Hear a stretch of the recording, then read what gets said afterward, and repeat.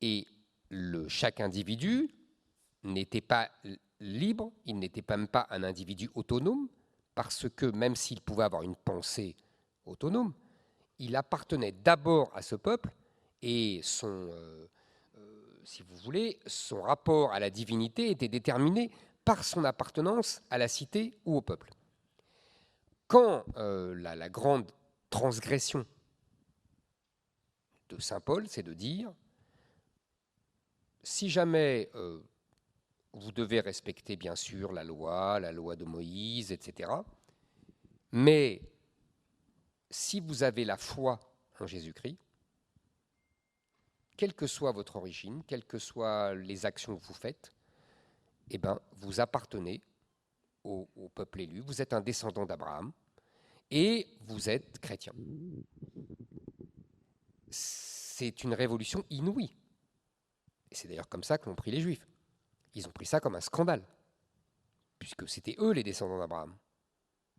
Et ils n'admettaient pas que n'importe qui, n'importe quel Romain à l'époque, sous prétexte qu'il ait la foi en Jésus-Christ, pût devenir un enfant d'Abraham. Et deuxièmement, ils n'admettaient pas non plus qu'un Romain pût devenir juif alors qu'il ne respectait pas le code juridique du judaïsme.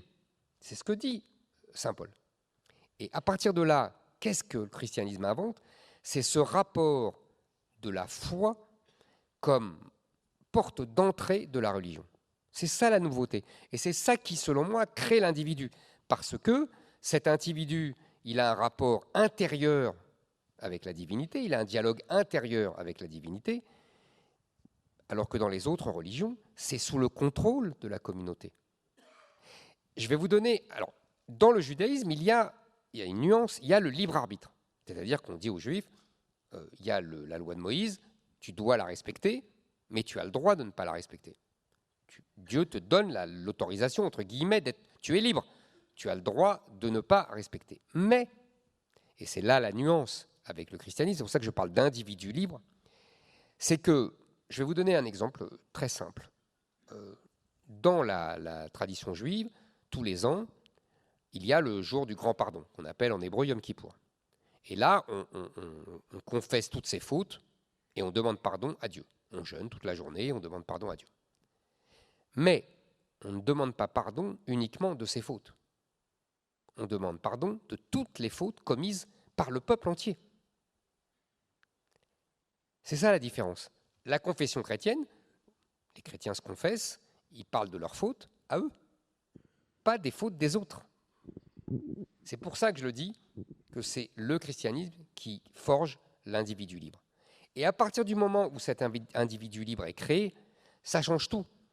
On a des structures familiales. La société s'organise autour des structures familiales et non plus sur des structures tribales. Et on a toute une société que l'Église va organiser avec le droit qui tire de Rome, avec, vous voyez, ce que tu as très bien défini, Nolo, c'est-à-dire les formes culturelles, la peinture, la musique, l'architecture, etc.